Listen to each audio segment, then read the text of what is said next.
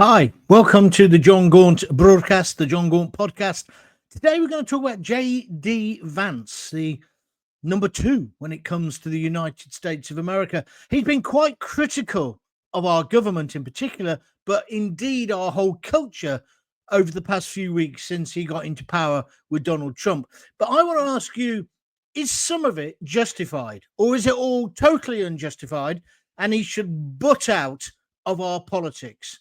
I'd like your opinion on this. I mean, today he's been talking about we flooded the country with too many migrants, which is therefore, he reckons, suppressed productivity and innovation. Is he right? Let's talk about that. Also, he talked a few weeks ago when he questioned our military expertise or experience. It upset a lot of the newspapers. It also upset a lot of military people, and I can understand why. I think it wasn't very well thought through, that. And of course, he's also talked about other aspects of our society. But my question is, has he got a right to have his say, or should he butt out? And of course, that brings it on to the third big contentious thing he got involved in, which was free speech. He thinks we're losing our free speech in this country. And of course, in America, it's different when it comes to free speech. It's actually enshrined in law. So, J.D. Vance, hero or villain? And I think this could become quite an interesting debate about the whole issue, especially what he said today about migration. He reckons that the Western Europe, but us in particular, have got ourselves into a very tricky position whereby we've let too many people in, both legal and illegal. That's suppressed wages. It also, he says, then means that people don't have to be productive. They don't have to be innovative because they've got the cheap labor. They've cut their costs. So rather than thinking, how can we make more money? How can we make our business more efficient? They just employ cheaper and cheaper labor. When he said it today, when I saw it in the papers and heard about it on the news today, it reminded me of when I first went to London. I walked into this little sandwich shop. I don't know if it had been a sandwich shop where I came from, but it was a little sandwich shop. And I said, can I have a beef sandwich? And the guy says, what kind of bread? I said, you what? And he went through about 5 different types of bread, brown bread, rye bread, white bread. Nowadays, it would be soda bread and whatever, yeah?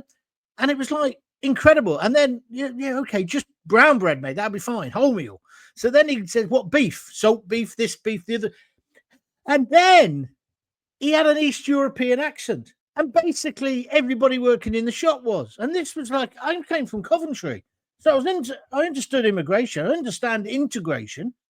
But that was my first, and I know it sounds like a trivial thing to talk about, but it was my first introduction into real multicultural London, as it was. And I used to make this joke when I was on the radio there, which is, it's great to get a cheap sandwich and get someone to make it for you. And it's great to get your car washed, but where's it all going to end up? And maybe this is where it's ended up. There aren't enough jobs to go around. Or maybe the Brits are just lazy. Maybe we've got used to somebody cleaning our house, washing our car, making our sandwiches. My mum would spin in her grave if she knew we didn't make our own sandwiches. It's like she would never understand why somebody walks down the street drinking a coffee. And you've got to ask a question. Did the bosses like all this immigration because it lowered wages? That was always the argument. I went on, it was either Panorama or Question Time, and I was on there with a chippy, a young lad. And we had a conversation, and it was all part of it. And he was saying, look, my wages have gone down since the East Europeans have come in. And the snooty presenter tried to make out he was being racist, which was the kind of prevalent kind of attitude from the BBC to anybody who was working class who made that kind of point. And I said, hold on a minute. You've asked him to come on, give his experience. He's giving you it. And he's saying his wages are being suppressed. Now, for ages and ages, the BBC and the media tried to stop those kinds of conversations happening. But it was clearly happening. I mean, it's like the cliche of the Polish plumber, isn't it? Now, please don't get me wrong. I'm not saying that these people weren't good at their jobs. Some of them were much better than the Brits. But it was like, where would it end? And like when you look at doctors and we say, oh, we haven't got enough doctors, we should train more of our own. Or nurses. Why don't we train our own nurses? Well, here's the question. You could ask that of any politician of the last 30, 35, 40 years. All parties. Why haven't they done it? Why have we relied on, some people would say, quite ruthlessly, going to other countries and nicking their best people, nurses and doctors and dentists, and leaving them without a health service? You know, just even on that level, is it right? But this is what's happened. And now we get a situation where we've got 1.2 million illegals in London alone. This is talking about illegal. And then we've got the legals as well. Now, listen, I don't want this to be a let's bash migrants conversation at all, because I believe that well-controlled managed immigration has made this country better, has made it a great country. But it's been out of control for years now, hasn't it? And that's why we end up with people not fitting in at all. And I certainly don't think everybody has to suddenly become a Bible-bashing Christian and wrap themselves in the Union flag. But they do have to respect the flag, the traditions, the culture, the history. Perhaps, is it too rude to say they should learn our language and they should be able to read and write the language? We shouldn't have to have all these translators. Do you see where I'm coming from? So I'd like to talk about that. And has it suited the bosses to bring in all the cheap labour? I think it has. Vance, I'd have him on my team 100%, says the Baron Flight. So we're talking about JD Vance. Evening, John. As always, great to watch you again. But my question is, can you tell me what you mean by hero? I mean, somebody, I suppose when I say hero and villain, I'm using pantomime terms. But I think a lot of what Vance says is very important. I read his book before he became the vice president or the deputy president, whatever he is. I think it's a brilliant book. I've talked about it before, about how he raised himself out of complete abject poverty. So I think he's got some interesting ideas. And I think this thing he's just said is really interesting. But hero or villain, that's for you to make your minds up and you tell me. I think he's a hero if you mean he's someone who'd wipe the floor with our government and will be the next president. But does that make him a hero? That's a very philosophical question. You asked that even before we started, Steve, and I've been thinking about it. Can a president ever really be a hero? I certainly don't think they can be a nice person, because I think to get to that position, you've got to be pretty ruthless, haven't you? What do you think? That said, looks like Trump is going to bring, nearly said Trump then, is going to bring world peace. What do you make of that? If you want to give us a message, let's have them, please, and I'll read them out and put them into the debate. So let's just listen to what he said again. He says we're being stifled by soaring levels of immigration.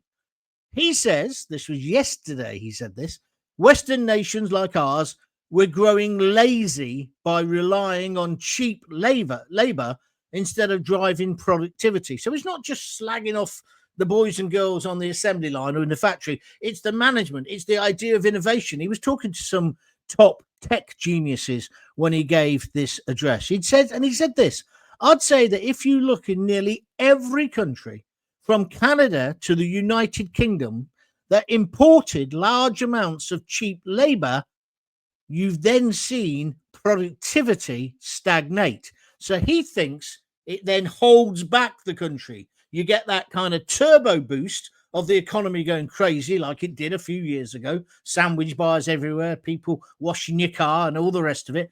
That's my simple terms of expressing it. But eventually it stagnates because nobody has to innovate. You don't have to think, how do I make money? How do I make this process more efficient? Now, whether you agree with him or not, that's an interesting perspective, isn't it? I certainly think it is. And I think he's got something. And I think when you add into that, and it's interesting, there's John Ryan has just joined us. He says, but no one voted for all this immigration. He says, immigration, you mean immigration? I agree, John. They didn't. Nobody was consulted. When Tony Blair opened the floodgates, to the Polish plumbers. When he did that, him and Mandelson said they wanted to rub our noses in diversity. Well, they certainly did that. And again, please listen to what I'm saying. I think a lot of that, certainly in the 60s and 70s, the immigrants came here, helped to build the country, make it better. And I even think when these Europeans come, they have made it better in lots of ways. But you can't just let everybody in. And that's the problem we've got now, both with legal and illegal. This situation where you can just get on a boat or in the back of a lorry, and eventually, if you stay here long enough, you'll be allowed to stay, is frightening, is scary, and is economically going to wreck the country, isn't it? Because a government must decide where the borders are. A government, i.e. the people who run the government, who vote for the government, must decide what kinds of people they're going to let in to their country. But we've lost all control of that. And I think that's really where Vance is coming from. I mean, in America, they've just really clamped down, haven't they? Down on the Mexico border, they put thousands and thousands of troops and drones, and their illegal immigration has gone. But they're clever enough. They know that America, the United States of America, was built on immigration. So you need immigrants, just like this country still needs immigrants. But it needs to be controlled. So I think when Vance talks about this, I think it is making a very, very valid point. Do you agree with me? We'll go on to the other things he's said as well recently, because I really want to know what you think about him. And that goes back to what Steve said. Is he the kind of guy you'd like to run this country? Well, you better get used to it, because J.D. Vance is odds-on favourite, isn't he, to be the next president of the United States if something happens to Donald Trump before the end of his 4-year period or at the end of it. God forbid that doesn't happen, by the way, but you understand where I'm coming from. So have successive British and Western European governments been too lax on this issue? And has it suited their mates who own everything, the establishment? You know, I always talk about them and us, and by that I mean the establishment classes. Has it suited them to have all this cheap labour? And do you remember when they slagged off working class people who dared to say, well, I'm being priced out of my work? And their answer was, well, you'll have to cut your prices and be more competitive. That's not the answer. That's exactly what J.D. Vance is driving at. The answer is to have less people, and therefore people be more competitive amongst themselves, and people be looking for the new ways of doing things or the new angle to make money. That seems to be logical to me. What do you think? Let's take some more views. Greg Galvin, I'm a business owner, John, and do not see any point in turning a profit just to give it to the state. If I pay my staff more, they spend more. We need Doge urgently, the idea of what Elon Musk is doing, cutting down government expenditure. I agree. I agree with you on that 100%. John, I'd say the NHS that saved your life are heroes. As for J.D. Vance, he's an inspiration man, but not a hero. Well, that's a fair point. I'm not going to have a row with you. I'm not in a rowing mood today. I'm more in a kind of, I want to discuss what Vance has said, because what I noticed was that all the establishment media outlets, the mainstream media, the newspapers, the TV and the radio stations have all slagged him off. Just like last night, I put up a tweet last night. I couldn't do a podcast last night. I was so blooming angry. But the way they treated news coming out of some kind of ceasefire in the Ukraine. Now, of course, it's not what we all want. It's not total peace. It's not total capitulation, whatever. But did Biden achieve a ceasefire? Or maybe I've forgotten. And I just thought the BBC in particular last night were disgraceful. They went to Sarah Smith in Washington. Her report was completely biased. She reported it as Trump's been a total failure. Well, he obviously hasn't been a total failure. He's moved it along. And then today, I see news has broke this afternoon that he's had a big, long phone conversation with Zelensky now as well. This is the way he's trying to do it. I'm not saying he's going to be successful. I'm not going to say he's the hero. But what I'm saying is cut people a bit of slack. And then it comes back to this debate The media decide what the narrative is, right? And they tell you it. And then if you don't agree with that narrative, you're an outsider. I mean, the prime example of that is J.D. Vance when he talked about some random country who's not been in a war for years. Everyone immediately thought he was talking about Britain. Well, I don't know if everybody did. I think the media decided that's the story. That's the angle. He's slagging off our boys. Come on, let's have him for that. And they went in gung-ho. I'm not sure that's what he was doing. But even if he was, and he was wrong, of course, if he was, however, why don't they let him express his opinion? Which goes on to the third thing that I was talking about, which is he says we've got no freedom of speech in Britain. Well, he's kind of right, isn't he? When people are being arrested and jailed for silent protests, like outside abortion clinics. I don't agree with them, by the way, but they've got a right to do it. Seems the only people who've got a right to demonstrate nowadays are the Palestinians. Or maybe I've got that wrong. Lee says, the country's going downhill fast at the moment, and there isn't much cause for optimism that we can turn it around. Our leaders seem to be the only people in the country who can't see that there is a big problem. Lee, I agree with you entirely. It's not just a big problem, it's a massive problem. We've got a population explosion, which you normally get because lots of people are having sex and making babies.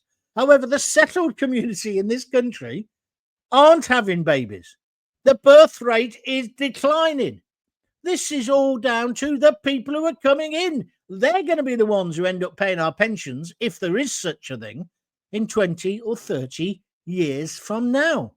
But it's unsustainable, isn't it? Do you see where I'm coming from? And I think where J.D. Vance is coming from. And if you suppress innovation and ideas and new innovative products, just because you think, well, hang on, China can make that for twopence halfpenny or 2 bob and a conker. I'm going to try and make it for 1 bob and a conker. It won't be as good.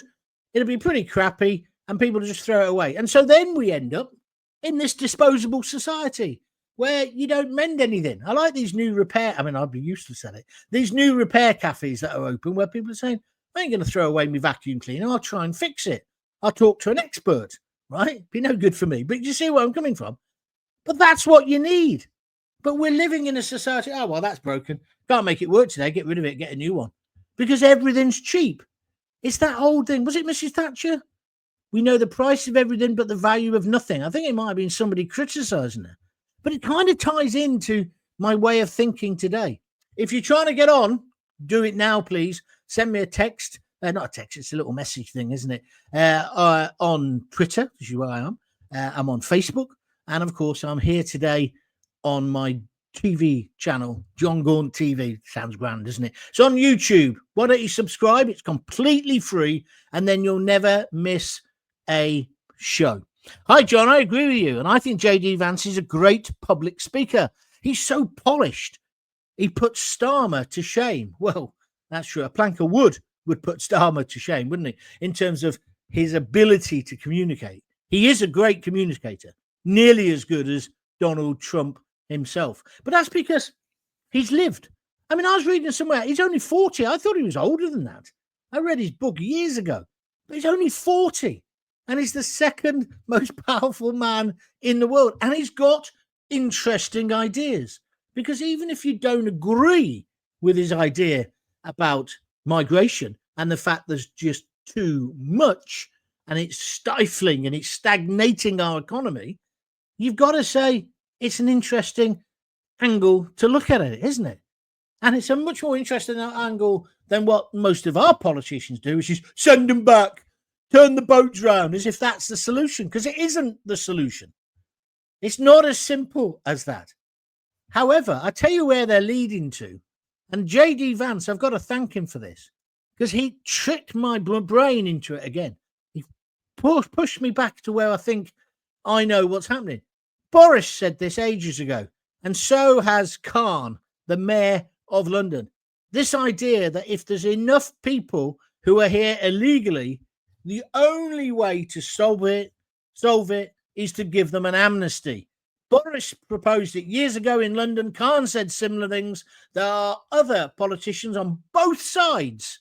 Well, there they are on both sides of the political argument who think the solution is to now let those 94,000, minimum 94,000, who have got here illegally stay. Some people say it's 1.2 million. But if we did that, it'll just be a green light.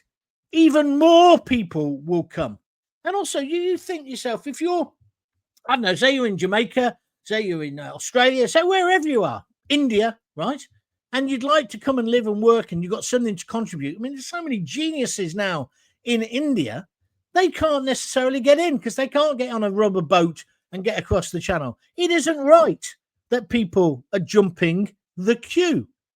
And I think this is where the establishment will end up. The establishment in the end will have an amnesty. They've already got one now, basically. Those people are never going to be cleared out of the hotels. I'm sorry to depress you at tea time, but that's my view. I don't think it's going to happen. But they won't be honest with us because they have never been honest with us. And we are going to hell in a handcart. And there are employers who are ruthlessly exploiting this. They're the ones making the money. What about the people who own all these hotels? How much do you think they're making? They get paid for 100% capacity for 2 or 3 years in a contract. Well, if you were a hotel keeper, that would be hard to turn down, wouldn't it? Do you see where I'm coming from? Steve, John, do you believe Putin wants to stop the war, or is he playing a game with Trump? No, I saw this. No, I think our media are playing a Trump with me and you. A trick with me and you, my friend. They want to paint him as the total villain. He is a foul dictator. He should never have invaded the Ukraine. I know, but we want a solution. I think we need jaw, not war, which is why I was so disappointed with the BBC last night. The whole coverage was negative, and it was negative again this morning on the bits that I saw on breakfast TV. I just don't get it, because if that was Biden, now mark me, tell me if I'm wrong, if that was Biden and he had somehow managed to get a ceasefire for a couple of days or 30 days, whatever it is, everyone would be lauding him and everyone would be saying he should get the Nobel Peace Prize. If Trump pulls this off, and if he pulled off Palestine as well, would he get the Peace Prize? No, he wouldn't. They'd just take the peace themselves. How funny was JKR slagging off the 3 actors from Harry Potter? JKR, who's JKR? I don't know what you're on about, mate. Sorry. Do you see any credit in a flat 20 to 25% income tax rate? Well, a lot of people are in favour of that. It's slightly off our agenda today. I wouldn't be against it, and I also wouldn't be against a reform of VAT, in my own opinion, but I haven't got time to go into that today. But if you want to talk about it, you put some flesh on the bones and let's have a conversation about it. Right, I just want to find out this other thing as well. So this is all tied in with America also putting tariffs on their products, and you can see why they're doing it. They're saying, do that, control migration, more wages for our people, more innovation from bosses because they've got to work harder. That basically, he's saying, and this is why everyone, when they're slagging him off today, he's not just saying Europe's got lazy. He's saying America is lazy as well. This is tough speaking. I like it. I like this. This is the kind of honesty we need off our politicians. Do you not agree? It's better than all the flannel we got. No? So basically, he's saying, I mean, a lot of people now would say, but with your approach, John, you're being anti-migration, you're anti-immigrant. I'm not at all. I know how much they've contributed and how much they contribute constantly and how many immigrants have come to our country and made it a better place, made it their home. But you cannot deny there are pockets of our society where they are not being British, where they are not part of our the wider community. You can't deny it. If you say that, then I'm afraid you're living on the same planet, Zanussi, as the politicians and the BBC workers. So I think we have to recognise what migrants have brought to the country. We have to recognise they've become citizens of our country, and then we have to protect them just like we protect everybody else. But I don't understand while somebody who gets out of a rubber dinghy in Dover can somehow jump the queue. And that's my free speech. That's what I think. Now, if you disagree, have your say. By all means, have your say. But that is my view. And that brings us on to the free speech idea that he was slagging off a few weeks ago. He said, basically, you ain't got free speech in London, in England. And I think he's probably right. Not just the riots and people being put in prison for hurty words, not the people who were actually rioting, those people who wanted to burn down the hotels, they deserved a custodial. But hurty words on Facebook, no. MPs being told off and doors knocked, or journalists, that's the best one. There is definitely suppression and oppression of free speech at the moment. And we need it enshrined in law. You should be, I tried to fight this 15 years ago when I was on the radio and I lost my job for calling that guy a Nazi, which I thought was a pretty accurate description. And in the end, of course, Ofcom almost agreed with me. But that's the way it is. But you should be able to say what you feel. There are the laws. I never got done for libel or defamation or slander, did I? Because it wouldn't have reached the barrier for that, or the bar for that. We've got those things. So if somebody says something which is totally and utterly libelous or a lie, a filthy lie, then you've got recourse. You don't need Ofcom. Yeah, you've got an off switch. You don't need the BBC to say, oh, there's been an outrage today with all this and da-da. Who are the BBC? They're not in charge of our value system, are they? Well, if they were, they wouldn't be making documentaries fronted by Hamas, which is what they did a few weeks ago. So I think we need total free speech, like in the States, protected, enshrined in our constitution. We haven't got a constitution, but you understand, in our laws. That's what I say. So I think when Vance talked about that the other week, I think he was bang on the money. So that's why I've got a bit of divided thoughts on him. Yeah, I'm not anti him and I'm not 100% pro him. What about you? Steve, what is wrong with the BBC? Why do they have it in for Trump when he's the only one to stop the war? It makes no sense. It's time to turn the BBC off. Well, exactly. I think it's outrageous, their coverage of this particular peace process. The government doesn't want to stop the boats. Not that they can't, says Thistle. Well, yeah, up there on Twitter, fair point. It's not. So why are you saying the government doesn't want to stop the boats? Not that they can't. Yeah. If they wanted to stop them, they'd stop them. You're right, mate. They would. But they don't. It's not just the government. It's the whole political class. It's the whole establishment class.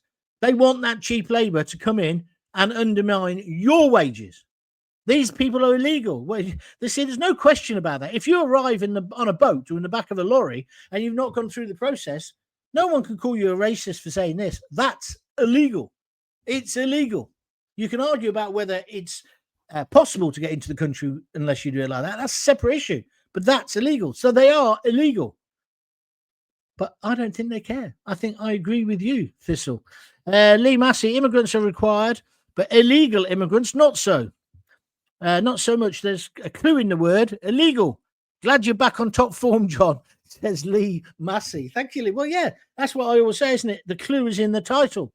Legal migration. But that's just one of the things that Vance is on about. So he's accusing us in Europe of being much too lax on this. But he's also, if you read in between the lines and don't just take what the newspapers are telling you, because the newspapers are determined to make him into a villain. That's what the mainstream media are doing. They want J.D. Vance to be a villain. You should read his book and make your own mind up. It's called Hillbilly Elegy. I can't say it, but Hillbilly Elegy. It's about £5. You can get it. There's also a Netflix film, but I would recommend the book. When you've read that book, come back to me. But they are trying to paint him as an out-and-out villain, and it stinks. And also, as I say, I want to go back to this thing about we haven't got enough doctors, we haven't got enough nurses. You've got to ask the question, why not? It also almost makes you become a conspiracy theorist. Have they done this deliberately? We've got loads of bright kids. We've got loads of kids who want to be doctors. But what do the government do? Instead of having more doctors now, they either bring them in from abroad, or they've got this new qualification where you're not really a doctor, but the punters, the patients, can't really tell the difference. Well, no, if I'm ill, I want a doctor to see me. Yes, that's perfectly reasonable. We pay enough money for the NHS, but they're conning us on that. And again, none of this is a party political point. They're all as bad as each other, all of the politicians. Listen to what I'm saying. And then, if you don't believe me, they wanted all this cheap labour, yeah? All these people making us coffee and sandwiches and cars and da-da-da-da-da. Just answer me this question. Why did they bitch so much when Brexit was voted for? When the majority of people in this country voted for Brexit? I'll tell you why. Because they saw their easy life going, that they were making their money on the back of the sweat of these illegal immigrants who had got into the country, all this freedom of movement. That's why the establishment hated the idea of Brexit, hated the idea that working class people might earn a few more bob, or there might be, even people like George Galloway, that's why he was against Brexit. There's quite a few people like this, quite a few left-wingers who basically said, you've got to protect British jobs and you've got to have a border, because without a border, it wasn't just right-wing people. But you'd think it was, the way the history is being rewritten. So now, the last bit I want to talk about is the way that J.D. Vance, and if he meant this, he was wrong. Although I'm not sure he was. I'm not sure if this was part of the painting of him as a villain. When he said about America and about the Ukraine, and he basically slagged off Europe, didn't he? And it sounded like he was slagging off us too. We've got to be straight and say what we think was going on. When he said basically, we don't want just a random country that hasn't fought a war for the last 30 or 40 years, you can see why that might upset the French and perhaps the Italians. But should it really have upset us? On one level, no, because we won the bloody war along, here's the irony, with the Russians and the Americans. But they want to paint him in this way. But I think he had a point when he said, look, we're paying for it all. We're paying for NATO effectively. We pay much more than anybody else. And we also are paying for the defense effectively, therefore, of Europe. Europe should pay more. Now, I haven't met anyone yet who doesn't think that's a fair point, that we in Europe have been getting away with it for too long. So you can't even really fall out with him about that. You can fall out with him when saying the random word, which is what he used, because it kind of knocks our military heroes and anybody who served. I've never served, but it's kind of not right, that, because that was a questioning of our military history, our brilliant military history, and it also our role in Ukraine, because we've done loads for Ukraine. Never forget that. We took all those people in because we're a fantastically tolerant humanitarian country. So I think J.D. Vance needs to sometime curb his mouth, be a little bit careful of his phraseology, because I think that was wrong. Even if he didn't mean it, it was wrong. So there we are. Is he a villain or is he a hero? Do you want him in our camp? I certainly want him in our tent peeing outwards, not outside peeing in. I don't understand all the antagonism to Trump. We had it from the sixth form cabinet, Lammy, but now Lammy's so far now up J.D. Vance's backside and Trump's, he could clean their teeth from the inside. But look at the things he said about them. Look at the things that those other sixth formers in our cabinet have said. And people on the other side as well have said about these two. And I've said right from the beginning, in fact, I said months ago, I spoke to my mate who's a human rights lawyer, Martin. I said Trump will win again. This was even before the election, right? Way before the election. I was right. The first time I said he'd win. Second time, I've said he'd win again, and he did. And the BBC and the media, the mainstream media, the establishment, right? Don't forget they're all sleeping with each other. I've told you this before, either metaphorically or literally. They don't want it. They are not interested in what's good for you. It's what's good for them. So they slag off and they endanger a peace process. They didn't like it when he started interfering in Israel, when he put up that wind-up video, Trump, about Gaza. They didn't like it. They couldn't see what he was doing because, again, none of them have had a proper job. None of them have ever had to negotiate. None of them have ever had done a deal. So they sit there in their ivory towers in the BBC and in the political parts of London, think that they can criticize Trump. Now, Trump might fall flat on his face. And back to your question, Steve, do you think Putin's playing with us? I don't know. I hope not, because I don't think he's got the military strength or the people behind him anymore. I don't think he has. So I don't think he is doing that. But if he is, he'll have to have his arse slapped as well by Donald J. Trump. But I don't want a war. I'm in Trump's camp. I don't want a war. And I certainly don't want our blood spilt in Ukraine. Do you? I mean, I've lost count of the number of people who said to me, I would not allow my children to go to Ukraine. I said, well, you're from a real arming family. No, we were done on Iraq. It ain't ever happening again. That's what they say to me. And that's what I think as well. I was one of the idiots in the media who believed the 40-second, 40-day, 40-minute, whatever it was, dossier from that liar, Alistair Campbell, and be a liar, Blair. I'm, as the Who would say, I'm never going to get conned again. That doesn't mean if there was a just cause, I wouldn't say, yes, we have to put boots on the ground. But it's not a just cause. It's unnecessary. Leave it to Trump. Just like all this posturing. I see Starmer, he had this meeting, didn't he? His coalition of the useless, yeah? And he's now bragging, oh, there's more than just two people in it now, right? Because before it was just us and France. Oh, okay, so somebody in the press pack said, how many other countries are in it now then, Sir Keir? And he couldn't answer the question. Because do you know what it is? The answer is this. That's how many are in it. They're not doing it. They're not willing to do it. Germany's not willing to do it. Poland definitely are not going to do it. That doesn't mean we hate Ukrainians. It means we've had enough. Just like America. Mid-America have got no appetite for supporting Ukraine. Now, I know the BBC would hate that idea, but it's the reality. So now you've got to get the best deal you can get, which is what I've been saying for weeks. And somebody just said to me, you mean you won't get fooled again? Yes, you are. I'm mixing up the Who with the Sex Pistols, two great bands. I do apologize to you. But yeah, I won't get fooled again. But the bottom line is, what I'm trying to say is there's no appetite.